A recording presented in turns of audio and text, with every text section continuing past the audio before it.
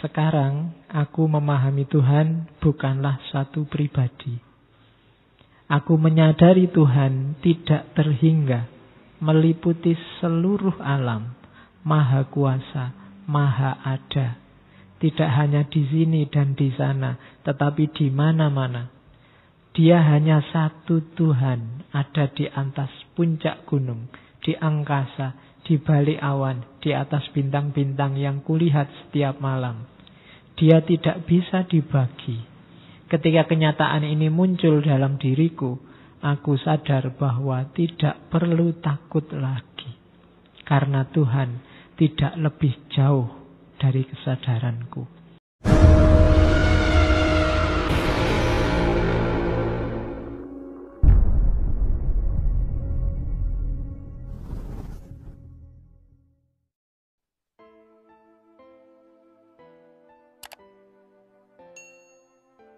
Wahai Bung Karno, orang pinter, yang intelek, yang profesor, punya 16 gelar doktor dari berbagai penjuru dunia, lah kok percaya sama Tuhan? Apa buktinya Tuhan? Ada Tuhan. Bung Karno ditanya. Tapi jawabannya Bung Karno simple. Tidak sembulet Immanuel Kant dan kawan-kawan. Bisa kamu pakai. Katanya Bung Karno, iya. Jika saya harus membuktikan pada saudara bahwa Tuhan itu ada, saya tidak bisa. Tetapi bisa membuktikan pada diriku sendiri, kepadaku sendiri, bahwa Tuhan ada, bahwa saya sering bercakap-cakap dengan Tuhan. Saya sering meminta kepada zat itu. Itu pun belum merupakan bukti Tuhan itu ada bagimu, karena yang ngalami kan aku. Bahwa saya sering minta pada zat itu, dan zat itu memberikan padaku apa yang ku minta. Nah, itulah bagiku satu bukti yang nyata bahwa Tuhan itu ada. Itu kan jawabannya simple. Tidak bisa saya membuktikan Tuhan, tapi saya mengalami Tuhan dalam hidupku. Dan bagiku itu bukti yang tidak terbantahkan. Aku sering ngobrol, aku sering minta-minta pada dia. Mungkin sampai di level ini kan, alah itu kan mungkin halusinasi, ngobrol ya mungkin pelampiasan aja. Tapi katanya bukan, itu mungkin belum bukti. Tapi lu aku minta itu lu dikasih. Ya kan? Aku minta dikasih. Bukankah ini bukti yang sangat kuat? Aku minta Indonesia merdeka dikasih. Itu kan luar biasa. Membayangkan Indonesia bisa deklarasi merdeka sendiri, tidak dikasih oleh penjajah, itu kan memang satu-satunya jalan dengan doa. Melihat situasi saat itu. Tapi dikasih oleh Allah. Itu loh. Bahkan mungkin 1-2 kali bisa saja Pak Karno minta menikah dengan siapa, itu mungkin bisa kan. Waduh, pengen menikah itu semoga diizinkan oleh istri sebelumnya. Dan dikasih oleh Allah. Loh, itu kalau bukan Allah yang mengizinkan berat itu. Oh, itu kan jawaban jitu. Jadi kalau kamu susah membuktikan Tuhan, ingatlah pengalamanmu bersama Tuhan. Tidak sekedar pengalaman yang sifatnya satu arah dari kita yang menyembah Tuhan. Ternyata Tuhan juga sering intervensi dalam hidup kita. Mengingatkan, menguji, mengabulkan doa. Itu bagi saya jawaban cerdas, di luar jawaban-jawaban filsafat yang rumit yang dulu kita bahas. Jadi, ya saya tahu Tuhan itu ada, kenapa saya ngalami sendiri keberadaannya. Tidak cuma aku yang menyapa dia, dia juga sering menyapaku. Dalam banyak momen kehidupanku, banyak hal yang mustahil terjadi. Mungkin sebaliknya, banyak hal yang kamu anggap pasti terjadi, ternyata tidak terjadi. Dan itu bolak-balik begitu, berarti tidak kebetulan. Berarti pasti Tuhan itu ada. Jadi, buktikan Tuhan dalam dirimu sendiri. Kalau ada orang tanya, apa iya Tuhan itu ada? Iya, buktinya mana? Saya ngalami sendiri. Bagaimana bermainnya Tuhan dalam hidupku. Ya mungkin kamu tinggal nyari contoh momen hidupmu yang di situ Tuhan sangat terlibat. Kenapa kok tiba-tiba kamu kuliah di sana dengan jurusan itu, padahal waktu kecil cita-citamu jadi pilot, jadi dokter, jadi tak kuliahnya kok di UIN, fakultasnya Usuluddin. Ya, gimana bisa jadi dokter, jadi pilot, ya kan? Gimana bisa jadi penerbang? Kalau terbangan bisa. Oh, itu kan pasti Allah ikut intervensi di situ, ikut ngatur skenario hidupmu. Ternyata kamu atur kayak gimana pun Allah lebih mengatur. Oke. Karena ada ayat itu wa makaru wa makarullah wallahu khairul makirin. Jadi ada dasarnya bahwa sang maha makar itu Allah. Hati-hati kalau pemerintah mendengar nanti Allah dicari. Ya kan? Sekarang kan banyak sedang nyari yang mau makar itu. Padahal Al-Quran sudah jelas ngomongnya bahwa Allah itu yang maha makar. Nanti yang makar mau dicari sama polisi nanti.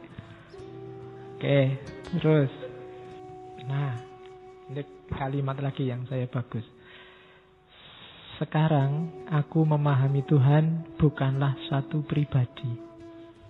Aku menyadari Tuhan tidak terhingga, meliputi seluruh alam, maha kuasa, maha ada. Tidak hanya di sini dan di sana, tetapi di mana-mana. Dia hanya satu Tuhan, ada di atas puncak gunung, di angkasa, di balik awan, di atas bintang-bintang yang kulihat setiap malam. Dia tidak bisa dibagi. Ketika kenyataan ini muncul dalam diriku, aku sadar bahwa tidak perlu takut lagi. Karena Tuhan tidak lebih jauh dari kesadaranku. Ini tidak gampang orang nyampe makom ini. Kalau dalam sufi, kesadaran bahwa Tuhan itu bukan sosok khusus, ada personnya di luar alam semesta ini. Itu gagasan, kalau versinya Soekarno berarti gagasan orang yang belum matang agamanya. Dianggapnya Tuhan ada di atas sana jauh, sekarang dari atas lihat ke bawah. Ada sosoknya yang berbeda di alam semesta. Tidak begitu katanya Soekarno.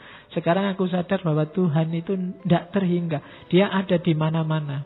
Kalau bahasanya Quran, wallahu bikulli syai'im muhit. Muhit itu kan meliputi. Meliputi itu kan berarti kemanapun adanya alam semesta, di sudut manapun dia ada. Jadi dia bukan sosok ini alam, ini Tuhan, tapi dia muhit, meliputi alam semesta. Yang logika ini diterjemahkan dengan sangat detail, jelimet oleh para sufi, Ibnu Arabi dan kawan-kawan. Jadi Allah itu meliputi segala sesuatu, ada di mana-mana. Dan ini tidak pengetahuan saja ternyata bagi Soekarno, tapi juga kesadaran. Saya sering bilang ada jarak antara pengetahuan dan kesadaran. Kalau sekedar pengetahuan tentang yang baik, kalian mungkin referensinya sudah lengkap. Tapi kesadaran untuk berbuat baik, itu mungkin banyak yang belum hidup.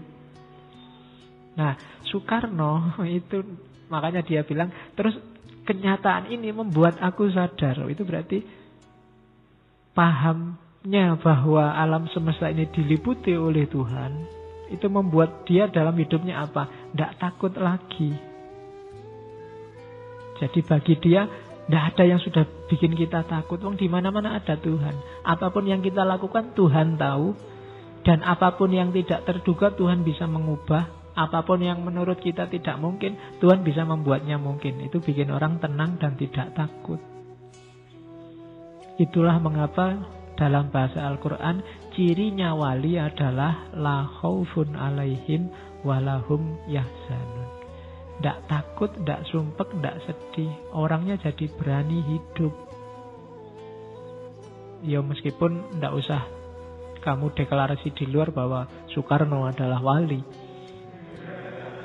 Ya, nanti rame lagi, nambah masalah. Jadi tidak usah lah. Sekarang kita sudah terlalu banyak masalah. Jadi yang penting kalau kamu ingin ikut gayanya Pak Karno, pengetahuanmu itu punya dampak pada kesadaranmu.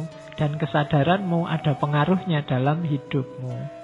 Jadi, temukan Tuhan dalam dirimu. Nah, selanjutnya dia bilang, aku hanya perlu masuk ke relung hatiku untuk menemuinya. Aku sadar, aku selalu dilindunginya untuk mengerjakan sesuatu yang baik.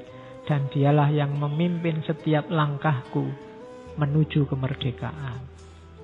Jadi, caranya, karena Tuhan itu ada di mana-mana, ya kita tidak perlu capek-capek keluar dari diri kita.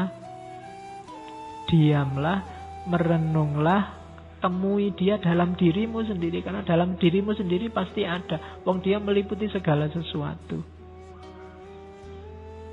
Temui dalam dirimu, kemudian sadari perannya dalam dirimu. Itu kan yang dulu Hamzah Fansuri mengejar-ngejar Tuhan sampai ke Mekah, ke Barus, kemana-mana. Ketemunya dalam dirinya. Karena memang bukan kok di Mekah tidak ada Tuhan, di Barus tidak ada Tuhan. Itu Hamzah Fansuri ingin, kok aku capek-capek kemana-mana. Wong itu sebenarnya cuma tinggal aku sadari bahwa Tuhan ada di mana-mana. Dalam diriku pun akan ketemu Tuhan. Tidak harus jauh-jauh ke sana. Ya meskipun kamu boleh naik haji, bahkan wajib.